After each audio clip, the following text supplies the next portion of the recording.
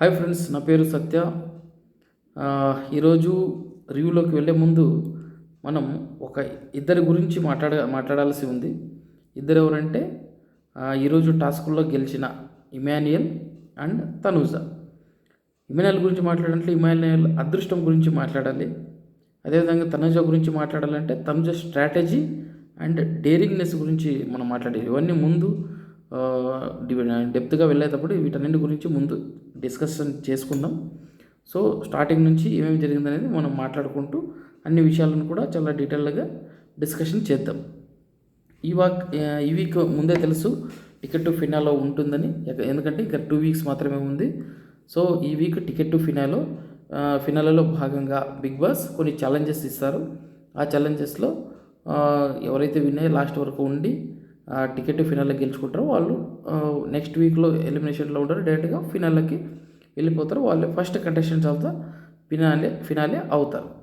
So ఇందులో భాగంగా big boss ఒక ఫస్ట్ ఛాలెంజ్ ఇవ్వడం జరిగింది. ఇందులో 3 పార్టిసిపేట్ చేయాలి. వాళ్ళకు ఒక టాస్క్ ఇస్తారు. దాంట్లో ఎవరికి గెలిస్తే వాళ్ళు నెక్స్ట్ టాస్క్కి వెళ్తారు. సో ఈ విధంగా బిగ్ బాస్ అనౌన్స్ చేయడం జరిగింది. ఇందులో భాగంగా మీరందరూ చర్చించుకొని ఒక 3 మెంబర్స్ని ఈ టాస్క్ ఆడే విధంగా మీరు సెలెక్ట్ చేయండి అని హౌస్ మేట్స్కు వదిలేస్తాడు బిగ్ బాస్. సో అందరూ కూర్చొని డిస్కస్ చేస్తున్న టైంలో తనూజ ఒక ప్రపోజల్ పెడుతుంది. ఈసారి ఈ ఫస్ట్ ఛాలెంజ్లో 3 అబ్బాయిలు, Kalyan and Emmanuel and Demon Pavan, వీళ్ళు 3 ఆడతారు. నెక్స్ట్ రౌండ్లో అమ్మాయిలు 3 ఆడదాము అనేలాగా ఒక ప్రపోజల్ని పెడితే అందరూ కూడా ఓకే అన్నారు చాలామంది.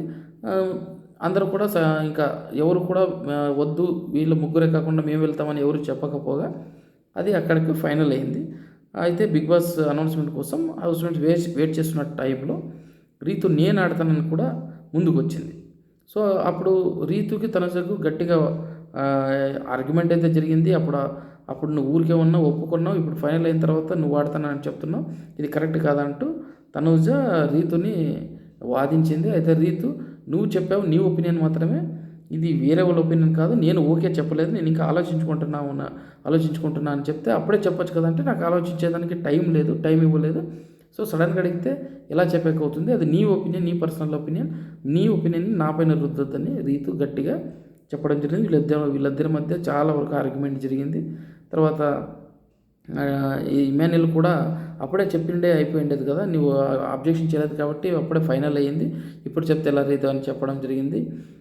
రీతు కూడా లేదు, నేను ఆలోచించుకొని చెప్దామని ఊరికే ఉన్నానని చెప్పింది. దీంతో ఇక రీతు వదిలే ప్రసక్తి కనిపించడం లేదు కాబట్టి ఎవరో ఒకరు సాక్రిఫైస్ చేయాలి.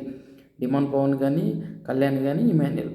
ఇక కళ్యాణ్ అండ్ ఇమాన్యుయల్ అయితే రీతు కోసం సాక్రిఫైస్ చేయరు కాబట్టి ఇక రీతు కోసం సాక్రిఫైస్ చేసే ఏకైక వ్యక్తి ఎవరైనా ఉంటారంటే డెమాన్ పవన్ అని అందరికీ తెలుసు. సో డెమాన్ పవన్ నేను నెక్స్ట్ గేమ్ ఆడతానని చెప్పడం జరిగింది. సో ఇప్పుడు ఇంతలో రీతు, నా కోసం సాక్రిఫైస్ చేయదు, నువ్వు ఒకవేళ నువ్వు చేసినా కూడా నా కోసం చేసినాన్ని మాత్రం ముందు చెప్పకూడదు అంటే ఓకే అని డిమాండ్ పవన్ అన్నాడు. ఓకే, నెక్స్ట్ గేమ్ స్టార్ట్ అయింది. ఈ గేమ్లో రీతు అండ్ కళ్యాణ్, ఇమాన్యుయల్. ఇక్కడే మన ఇమాన్యుయల్ యొక్క అదృష్టం ఎలా ఉందంటే మనం చెప్పుకోవచ్చు. ఈ ఫస్ట్ ఇచ్చిన ఛాలెంజ్ ఏంటంటే basic arithmetics, division, multiplication, subtraction, అడిషన్కి సంబంధించిన క్వశ్చన్స్ని బిగ్ బాస్ అడుగుతాడు. ఎగ్జాంపుల్ 5+5 ఇలా బోర్డ్స్ ఉంటాయి, 10/10 అని ఇలా బోర్డ్స్ ఉంటాయి, 16x3 ఇలా కొన్ని ప్లకార్డ్స్ ఉంటాయి. బిగ్ బాస్ ఒక నంబర్ అనౌన్స్ చేస్తాడు. 11 అంటే 11 వచ్చే విధంగా ఎగ్జాంపుల్ 7+4 ఉండే ప్లకార్డ్ని చూపించాలి. ఇటువంటి ప్లకార్డ్స్ని ఎవరైతే ఎక్కువ గెలుచుకుంటారో వాళ్ళు ఈ ఛాలెంజ్ విన్ అవుతారని బిగ్ బాస్ అనౌన్స్ చేయడం జరిగింది.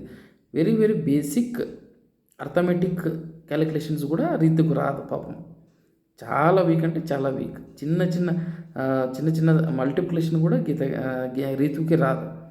సో ఇది పూర్తిగా రీతు నేను ఆడతానని చెప్పి గేమ్లోకి వచ్చినా కూడా రీతుకి ఇది చాలా మైనస్ అయింది. ఒక్క ప్లకార్డ్ కూడా పెట్టుకోలేదు రీతు.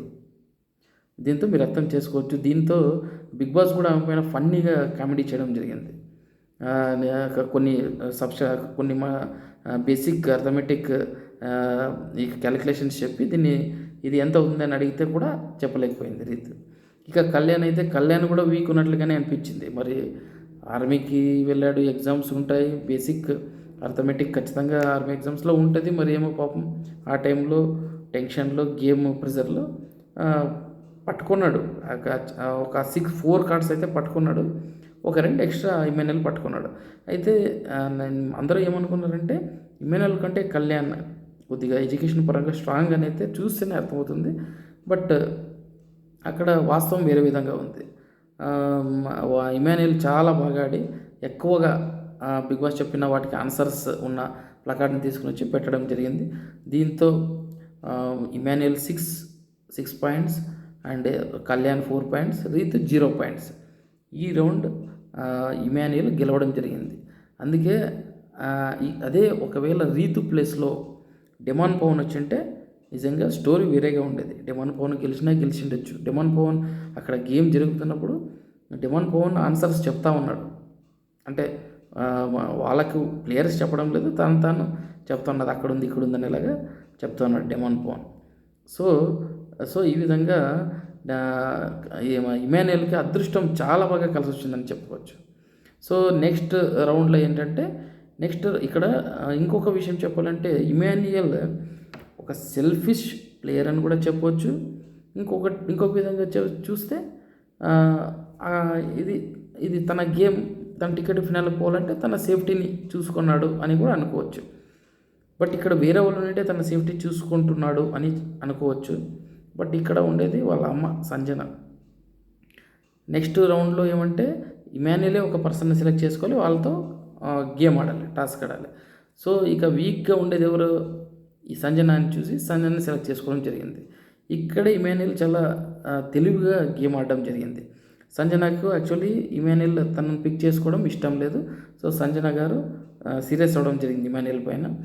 ఇమాన్యుయల్ ఏమన్నాడంటే అలా కాదు, నీ మంచి కోసమే నేను తీసుకున్నాను, ఒకవేళ నేను ఓడిపోతే నువ్వు నాకు వచ్చిన పాయింట్లన్నీ నీకు వస్తాయని కన్విన్స్ చేసే విధంగా ఒక సేఫ్ ఆన్సర్ చెప్పడం జరిగింది. అయితే సంజన గారు అన్నారు, నీతో నేను ఎక్కడ గెలుస్తాను, నువ్వే గెలుస్తావు కదా అంటే, ఇలా అపార్థం చేసుకుంటే ఎలా, నేను ఒకవేళ ఓడిపోతే నీకు వస్తాయి కదా అని చెప్పాను అని కవర్ చేసుకోవడం జరిగింది. యాక్చువల్గా చెప్పాలంటే ఇమాన్యుయల్ స్ట్రాటజీ ఏంటంటే సంజన గారిని సెలెక్ట్ చేసుకుంటే ఈజీగా తను గెలుస్తాడనేది ఇమాన్యుయల్కి తెలుసు. అందువల్ల సంజనాని తీసుకోవడం జరిగింది. అక్కడ కవర్ చేసుకోవడానికి నేను ఒకవేళ ఓడిపోతే నీకు వస్తాయి అందుకే తీసుకున్నాను, ఇదే నా ఉద్దేశం అని చెప్పడం జరిగింది. ఆ ఉద్దేశం అయితే కాదని అందరికీ తెలుసు. ఇమాన్యుయల్ ఎప్పుడు కూడా తన గురించి తను ఆలోచిస్తాడు, తన గేమ్ గురించి తను ఆలోచిస్తాడు. అది చాలామంది సెల్ఫిష్ అనుకున్నా పర్వాలేదు, ఎందుకంటే ticket to finale is very important. ఇక్కడ సాక్రిఫైస్ చేయడానికి స్కోప్ లేదు. సో అందువల్ల ఇమాన్యుయల్ తన గేమ్ని తను ఆడడం జరిగింది, దాంట్లో తప్పేం లేదు. బట్ ఆన్సర్ ఒక డైరెక్ట్గా చెప్పింటే అయ్యిండేది, నీతో అయితే ఈజీగా గెలవచ్చని నేను పిక్ చేసుకున్నానని చెప్పిండొచ్చు. బట్ వాళ్ళిద్దరి మధ్య ఉన్న రిలేషన్ వల్ల అలా చెప్పలేకపోయాడు. సో ఈ టాస్క్లో నిజంగంటే ఇమాన్యుయల్కి అన్ఎక్స్పెక్టెడ్గా ఇమాన్యుయల్కి ఈక్వల్గా సంజన ఫైట్ చేసిందంటే నిజంగా షాక్ అవ్వడం జరిగింది. ఈ సీజన్ మొత్తం ఈ టాస్క్ ఆడినట్లు సంజన ఏ టాస్క్ కూడా ఆడలేదు. ఆమె ఫస్టే సరెండర్ అయిపోతుంది, నేను ఫిజికల్గా స్ట్రాంగ్ లేను, సో నేను అంతగా ఆడలేనని కూడా ముందుగానే చెప్పేసి సరెండర్ అయిపోతుంది. బట్ ఈ గేమ్ అలా కాదు, చాలా స్ట్రాంగ్గా లాస్ట్ వరకు ఆడింది. నిజంగా మెచ్చుకోవాలి సంజనాని, రియల్లీ హ్యాట్స్ ఆఫ్ అని చెప్పాలి. బట్ ఆమె చేసిన మిస్టేక్ ఏంటంటే లాస్ట్లో ఆ థ్రెడ్ని కింద పెట్టకూడదని ఒక కండిషన్ ఉంటుంది. బట్ కింద పెట్టడం వల్ల ఆమె ఎలిమినేట్ అవుతుంది గేమ్ నుంచి. లేదంటే లాస్ట్ వరకు ఒకవేళ సంజన గెలిచినా ఆశ్చర్యం లేదు, ఆ లెవెల్లో ఆమె ఆ గేమ్ ఆడింది, బాల్స్ని వేసే గేమ్లో.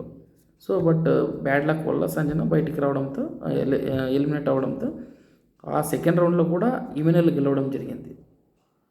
ఇక నెక్స్ట్ ఛాలెంజ్ బిగ్ బాస్ ఇవ్వడం జరిగింది. ఈ ఛాలెంజ్లో ముగ్గురు ఆడాలి. ఫ్లవర్స్ పడతా ఉంటాయి. ఆ ఫ్లవర్స్ని తీసుకుని వచ్చి ఒక స్పేస్, ఒక టేబుల్ లాంటి స్పేస్ ఇచ్చింటారు, ఆ స్పేస్లో నాటాలి.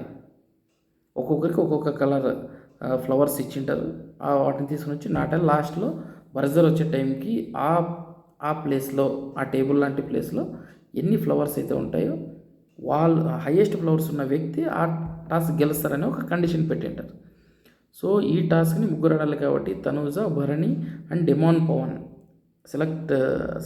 పవన్ని హౌస్ మేట్స్ చూస్ చేసుకొని గేమ్కి పంపించింటారు. సో ఈ గేమ్లో అందరూ అనుకునేది ఏమిటంటే ఖచ్చితంగా డెమాన్ పవన్ ఈ గేమ్ గెలుస్తాడని అందరూ కూడా ఎక్స్పెక్ట్ చేయడం జరిగింది. నేను కూడా ఎక్స్పెక్ట్ చేశాను.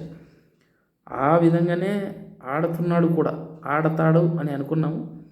బట్ ఏమైందంటే తన స్ట్రాటజీ స్టార్ట్ చేసినాడు. యాక్చువల్లీ వాళ్ళిద్దరిని హోల్డ్ చేసుకొని, అందరూ పీకేసి వాళ్ళిద్దరిని హోల్డ్ చేసుకొని తన ఫ్లవర్స్ ఒకటే ఉండేలా ఆ టేబుల్ పైన పెట్టాలని ట్రై చేసినాడు, వాళ్ళిద్దరిని ఒక లాక్ చేసి. బట్ తనుజ తెలుసు కదా, తనుజ ఊరుకుండదు, తన స్ట్రాటజీ తను ఆడుతుంది. వండర్ఫుల్ స్ట్రాటజీ చేసి డెమాన్ పవన్ని ఆత్మస్థైర్యం దెబ్బతినేలాగా ఆమె కామెంట్స్ చేయడం జరిగింది. నువ్వు ఫిజికల్ ఆడుతూ ఉన్నావు, ఇది పద్ధతి కాదు, నన్ను ఎందుకు ఆపుతున్నావు అనేలాగా, ఎందుకు ఇలా అగ్రెసివ్గా తోస్తూ ఉన్నావు అని లాంటి కామెంట్స్ చేయడంతో డెమాన్ పవన్ కొద్దిగా వెనక్కు తగ్గడం జరిగింది. అది తర్వాత డెమాన్ పవన్ రీతితో మాట్లాడుతూ చెప్పడం జరిగింది ఓడిపోయిన తర్వాత. యాక్చువల్లీ ఆ గేమ్లో రీతు గెలుస్తుంది. అందరూ అట్లీస్ట్ భరణి గెలుస్తాడు అనుకుంటారు, డెమాన్ పవన్ గెలుస్తాడు అనుకుంటారు, లేదంటే భరణి గెలుస్తాడు అనుకుంటారు. అది కొద్దిగా ఫిజికల్ గేమే. బట్ చాలా స్ట్రాటజిక్గా ప్లాన్ చేసి తనుజ డెమాన్ పవన్ కాన్ఫిడెన్స్ను తగ్గించి ఆ గేమ్లో డెమాన్ పవన్ ఫ్లవర్స్ కంటే భరణి ఫ్లవర్స్ కంటే ఎక్కువగా తనుజ ఫ్లవర్సే ఉంటాయి బర్జర్ వచ్చే టైం. సో సెకండ్ ఛాలెంజ్లో, టికెట్ టు ఫినాల్ సెకండ్ ఛాలెంజ్లో తనుజ గెలుస్తుంది. నిజంగా హ్యాట్స్ ఆఫ్ టు తనుజ. ఆమె గెలిచిన విధానం నిజంగా వండర్ఫుల్గా స్ట్రాటజీ చేసుకొని డెమాన్ పవన్ని కాన్ఫిడెన్స్ని డ్యామేజ్ చేసి విన్ అవ్వడం మాత్రం నిజంగా హ్యాట్స్ ఆఫ్ అని చెప్పవచ్చు తనుజకి. అయితే రీతు అడుగుతుంది డెమాన్ పవన్ని, ఎందుకు నువ్వు నీవు ఎక్కువగా ఫ్లవర్స్ని పెట్టలేకపోయావు అంటే, నేను పెట్టాలనుకున్నాను, బట్ గేమ్లో నేను ఫిజికల్ ఆడాలనుకునే టైంకి ఫిజికల్ అని అంటా ఉంది. సో అది ఎక్కడికో వెళ్ళిపోతుంది. ఎలా గెలిచామనేది కాదు, ఎలా గెలిచామనేది ఇంపార్టెంట్ కాదు, ఎలా గెలిచామనేది ఇంపార్టెంట్ అవుతుంది. సో నేను ఇక అమ్మాయికి అవుతుంది కాబట్టి నేను ఎక్కువ ఫిజికల్ చేస్తే అది రాంగ్ వేలో పోటర్ అవుతుందని చెప్పి నేను వదిలేయడం జరిగింది అని కూడా డెమాన్ పవన్ చెప్పడం జరిగింది. సో అక్కడితో ఈరోజు ఎపిసోడ్ ఎండ్ అవుతుంది. ఇక్కడ నిజంగా ఈరోజు ఎపిసోడ్లో హైలైట్ ఏంటంటే డెమాన్ పవన్, ఇమాన్యుయల్ అండ్ తనుజ, వీళ్ళిద్దరూ నిజంగా ఈరోజు లక్కీ పర్సన్స్. అండ్ తనుజ నిజంగా మైండ్ గేమ్ చాలా సూపర్గా ఆడిందని చెప్పుకోవచ్చు. సో ఈ వీడియో మీకు నచ్చినట్లయితే ప్లీజ్ సబ్స్క్రైబ్ చేసుకోండి, లైక్ చేయండి. సో ఇది ఎక్కువ మందికి రీచ్ అవుతుంది. నేను ఇలాంటి వీడియోస్ ఇంకా ముందుకు చాలా వీడియోస్ చేయాలనుకుంటున్నాను.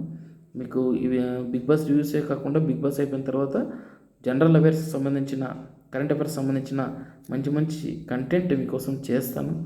నా ఛానల్ వల్ల డెఫినెట్గా మీకు హెల్ప్ అవుతుంది.